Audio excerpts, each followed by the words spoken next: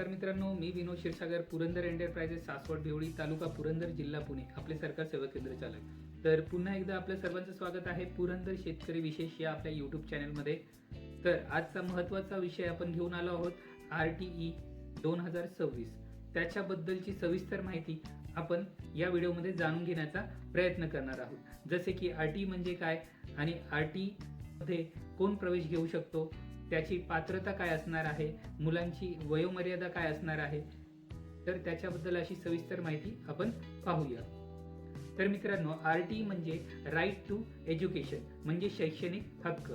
शासनाने आपल्या विभागातील जवळपास सर्व प्रायव्हेट शाळांमध्ये 25% आरक्षण मुलांसाठी ठेवलेले आहे। त्या आरक्षणमध्ये 1ली ते 8वी पर्यंत विद्यार्थ्याला पूर्णपणे मोफत शिक्षण दिले जाते।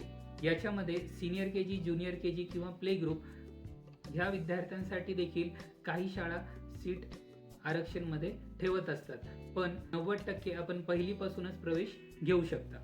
RTE 2026 चे ॲडमिशन म्हणजे नोंदणी अजून चालू झालेली नाहीये, कारण 19 जानेवारी 2026 पर्यंत आपल्या शाळेची RTE साठी एनरोलमेंट अजून चालू आहे। आणि आपल्याला माहितीच आहे की निवडणुका आता चालू आहेत, त्या अनुषंगाने आपल्याला या वर्षी RTE ऑनलाईन प्रक्रियेसाठी थोडासा उशीर होत आहे। पण आपल्या माहितीप्रमाणे ह्या 1 ते 2 आठवड्यामध्येच म्हणजे लवकरच RTE साठी आपण ॲडमिशन घेऊ शकता। ती प्रक्रिया लवकरच चालू होणार आहे। मित्रांनो, आपल्या पाल्याला जर आपल्याला प्रायव्हेट शाळेमध्ये ॲडमिशन घ्यायचं असेल तर आपण हा व्हिडिओ शेवटपर्यंत नक्की स्किप न करता पहा, म्हणजे आपल्याला पूर्ण माहिती याची समजून येईल। जर काही याच्यामध्ये आपल्याला शंका असतील किंवा काही प्रश्न असतील तर आपण आम्हाला कमेंट्समध्ये विचारू शकता। तर आपण पुढची माहिती आपल्या स्क्रीनवरती पाहूया। तर आपण पाहूया आता RTE प्रवेश प्रक्रिया कशा प्रकारे करायची। ज्या वेळेस आपली RTE ची साईट चालू होईल मित्रांनो, ही साईट 2 ते 3 आठवडाभर चालू असते, म्हणजे आपण 2 ते 3 आठवड्यामध्ये कधीही अर्ज करू शकता। तर 6 स्टेपमध्ये तुम्हाला हे करायचं आहे। पहिली स्टेप student.government.gov.in ह्या संकेतस्थळावरती म्हणजे ह्या लिंकवरती जाऊन आपण नोंदणी करू शकता, अर्ज भरू शकता RTE साठी। आपल्या मुलाचे संपूर्ण माहिती तुम्हाला भरायची आहे, मुलाची, मुलीची किंवा पाल्याची। त्याच्यानंतर पालकाची म्हणजेच आई वडिलांची संपूर्ण माहिती भरायची आहे। त्याच्यानंतर आपला उत्पन्न दाखला जो असतो त्याची माहिती भरायची आहे, म्हणजे आपल्या उत्पन्न दाखल्यामध्ये किती तुम्ही अमाऊंट टाकली आहे, म्हणजे 40,000चा उत्पन्न दाखला बनवला आहे की 50,000चा बनवला असेल, ती दाखल्याची अमाऊंट तुम्हाला तिथे व्यवस्थित टाईप करायची असते। लक्षात घ्या की उत्पन्न दाखला आपल्याला 1 लाखाच्या वरती नसला पाहिजे। त्याच्यानंतर चौथी स्टेप जी आहे, जर तुम्हाला कागदपत्रे अपलोड करायला सांगितले असतील तर तुम्ही ती कागदपत्रे अपलोड करू शकता। 5व्या स्टेपमध्ये तुम्ही तुमच्या घराच्या जवळील 3 शाळा, कमीत कमी 3 शाळा निवड करू शकता आणि जास्तीत जास्त 8 ते 10 शाळा तुम्हाला निवडता येतात। 6वी स्टेप म्हणजे तुमचा अर्ज पूर्ण व्यवस्थित भरून झाला असेल तर तो सबमिट करायचा आहे आणि तो डाउनलोड करून त्याची रिसिप्ट तुमच्याकडे ठेवायची आहे। ती रिसिप्ट जी आहे, तुम्हाला डाउनलोड केलेली रिसिप्ट, जर आपला पाल्याचं लॉटरी पद्धतीमध्ये निवड झाली तर आपल्याला त्यावेळेस ती रिसिप्ट शाळेमध्ये दाखवावी लागणार आहे आणि आपली जी कागदपत्रे असतील ती देखील आपल्याला तिथे ओरिजिनल कागदपत्रे सबमिट करावी लागतात आणि याची व्हेरिफिकेशन केली जाते शाळेमार्फत। आता आपण पाहूया RTE एज लिमिट, म्हणजे आपल्या पाल्यासाठी, आपल्या मुलासाठी एज लिमिट किती असणार आहे RTE ॲडमिशन करण्यासाठी किंवा अर्ज करण्यासाठी। तर लक्षात घ्या, जर आपलं पाल्याचं वय ह्या लिमिटमध्ये बसत असेल तरच आपण हा अर्ज करू शकता। आता पहिलीपासूनच प्रवेश देतात। बऱ्याच कमी शाळा आहेत ज्या प्ले ग्रुप किंवा nursery, junior KG, senior KG मध्ये सीट मुलांसाठी आरक्षण ठेवतात। तरी देखील आपल्याला इथे एज लिमिट दिलेलं आहे। जर आपलं प्ले ग्रुप किंवा नर्सरी वगैरे असेल तर आपल्या मुलाचे वय 3पेक्षा जास्त असले पाहिजे आणि 31 डिसेंबर ही तारीख ग्राह्य धरली जाणार आहे. म्हणजे 31 डिसेंबरपासून महिना आपला ग्राह्य धरला जाणार आहे.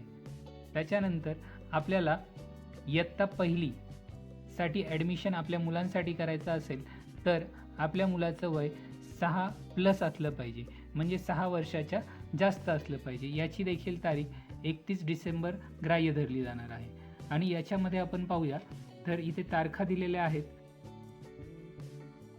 ह्या तारखा दिसतात प्ले ग्रुपच्या आहेत, ज्युनियर KGच्या आहेत, सिनियर KGच्या आहेत. जर समजा सिनियर KGला मुलगा आपल्याला ॲडमिशन घ्यायचं असेल तर 1 जुलै 2019 ते 31 डिसेंबर 2020 ह्या दरम्यान त्याचा जन्मतारीख असली पाहिजे, तर आपण सिनियर KGमध्ये ॲडमिशन घेऊ शकता.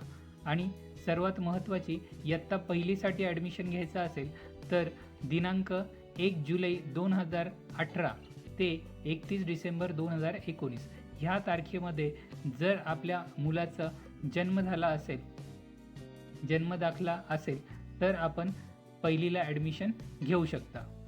मित्रांनो, आता आपण पाहूया आवश्यक कागदपत्रे. आपल्याला आपल्या पाल्यासाठी ॲडमिशन घ्यायचं असेल, अर्ज करायचा असेल तर ही कागदपत्रे तुम्ही ॲडमिशनच्या अगोदर म्हणजे फॉर्म भरण्याच्या अगोदरच तयार ठेवावी लागणार आहे, त्या नंतरच्या तारखेचं चालणार नाही.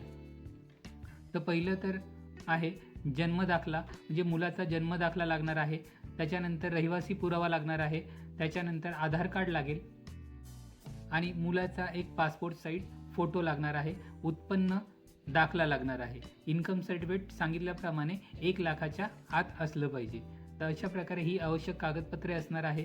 जर तुम्ही कास्टमध्ये असाल तर तुम्हाला जातीचा दाखला लागणार आहे. आणि जर मुलाला अपंगत्व असेल तर त्याला अपंगत्व प्रमाणपत्र लागणार आहे, डिसेबिलिटी सर्टिफिकेट लागणार आहे. पण मित्रांनो, लक्षात ठेवा, अपंगत्व प्रमाणपत्र 40%च्या वरती असेल, 40% किंवा 40%च्या वरती असेल तरच हे ग्राह्य धरलं जाणार आहे. तर तुम्ही त्या पाल्याचं अपंग सर्टिफिकेट देऊ शकता. तर मित्रांनो, आपण पाहिली आता आवश्यक कागदपत्रे. तर आपण ह्या कागदपत्रांमध्ये तुम्ही नक्की काय काय देऊ शकता ते आपण पाहूया. मित्रांनो, अनिवार्य कागदपत्र म्हणजे जे आवश्यक कागदपत्र आहे ते इथे तुम्हाला समोर दिसत आहेत. जन्मदाखला जो महानगरपालिकेचा किंवा ग्रामपंचायतचा चालेल. त्याच्यानंतर रहिवासी दाखल्यामध्ये आपण हे पुरावे देऊ शकता. त्यापैकी तुम्ही एक पुरावा देऊ शकता. पहिलं तर रेशनिंग कार्ड आहे. दुसरं लाईट बिल, इलेक्ट्रिसिटी बिल तुमचं ते जास्त जुनं नसावं, 3 महिन्याच्या आतलंच असावं. भाडे करार म्हणजे ॲग्रीमेंट जे आहे तुमचं ते जुनं असावं, म्हणजे तुम्ही ॲडमिशन घेतल्यानंतरचं ग्राह्य धरलं जाणार नाही आहे, ही गोष्ट लक्षात ठेवा. म्हणून लवकरात लवकर ॲग्रीमेंट काढून ठेवा. मालमत्ता करार म्हणजे प्रॉपर्टी टॅक्स चालेल. त्याच्यानंतर पाणी बिल आहे. तर ह्या 5 पैकी कोणतंही एक डॉक्युमेंट तुम्ही देऊ शकता. प्रवर्गानुसार अतिरिक्त कागदपत्रे म्हणजे जर तुम्ही कास्टमध्ये असाल तर तुम्हाला जातीचा दाखला म्हणजे कास्ट सर्टिफिकेट लागणार आहे SC ST OBC वर्गासाठी. आणि जात वैद्य प्रमाणपत्र म्हणजे कास्ट व्हॅलिडिटी सर्टिफिकेट लागणार आहे. आणि जर अनाथ मुलगा असेल आणि जर आपण अनाथ मुलासाठी ॲडमिशन करत असाल, अनाथ आश्रमाचे सर्टिफिकेट लागणार आहे. पालकांचे मृत्यूचा प्रमाणपत्र लागणार आहे म्हणजे पॅरेंट्स डेथ सर्टिफिकेट.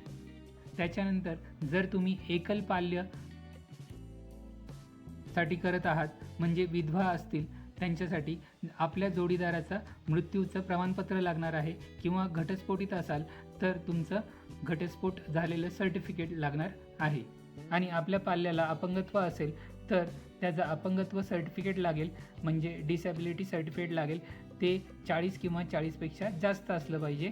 आणि वैद्यकीय प्रमाणपत्र लागेल म्हणजे मेडिकल सर्टिफिकेट लागेल. तर मित्रांनो, आपल्याला व्हिडिओ आवडला असेल तर नक्कीच आपल्या पुरंदर शेतकरी विशेष ह्या यूट्यूब चॅनलला लाईक, शेअर आणि सबस्क्राईब नक्की करा. आणि बेल आयकॉनवरती नक्की क्लिक करा म्हणजे आपल्याला पुढचे येणारे महत्त्वाचे व्हिडिओज आपल्यापर्यंत लवकरात लवकर पोहोचतील. आणि नवीन हाईप नावाचे जे कमांड आले आहे HYP हाईप, त्याच्यावरती नक्की क्लिक करा म्हणजे हा व्हिडिओ यूट्यूबद्वारेच जे गरजू व्यक्ती आहेत त्यांच्यापर्यंत हा व्हिडिओ पोहोचणार आहे. तर मित्रांनो, भेटूया अशाच एखाद्या पुढच्या नवीन माहितीच्या व्हिडिओमध्ये. तोपर्यंत धन्यवाद.